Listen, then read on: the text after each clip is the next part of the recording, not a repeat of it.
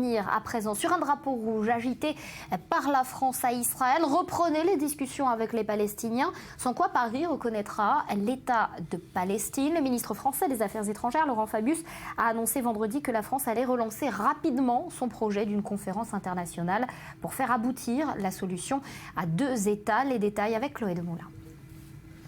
Cela fait des semaines qu'il prépare le terrain en coulisses. Laurent Fabius a annoncé vendredi que la France prévoyait une conférence internationale afin de relancer le processus de paix entre Israéliens et Palestiniens. Pour le chef de la diplomatie française, il faut absolument faire aboutir la solution à 2 États et de prévenir, en cas d'échec, la France prendra ses responsabilités et reconnaîtra l'État palestinien. Côté palestinien, justement, la nouvelle a été saluée et accueillie à bras ouverts. Côté israélien, en revanche, les tractations s'annoncent d'ores et déjà compliquées. En haut lieu, l'initiative française a immédiatement été rejetée.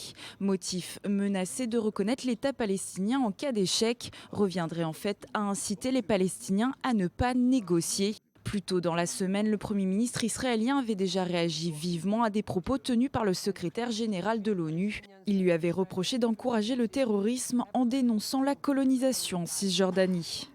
Pour éviter notamment ce type de polémique, la Maison-Blanche, elle, plaide plutôt pour la reprise de négociations bilatérales, pas persuadée que l'organisation d'une conférence internationale sous les feux des médias soit la meilleure solution pour apaiser les 2 parties.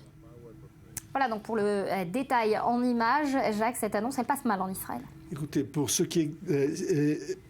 qu'on pense que la pensée française est une pensée cartésienne, il y a ici une faille énorme dans la formulation de Fabius. Comment inciter les Palestiniens à présenter des positions de compromis alors qu'à la fin on leur dit écoutez, si ça ne va pas réussir, de toute façon on va vous reconnaître. Donc comment est-ce qu'on peut s'engager dans cette équation-là qui est tout simplement impossible? Dès le début, on sait que nous sommes perdants. Alors pourquoi s'engager? Très rapidement, Jacques, est-ce que la France elle a un rôle à jouer encore dans les négociations entre Israël et Palestine? Écoutez, la France de tout temps a eu une politique pro-arabe, à part la petite période où la France était en guerre en Algérie. À partir de là, on se rappelle des phrases lamentables du général de Gaulle.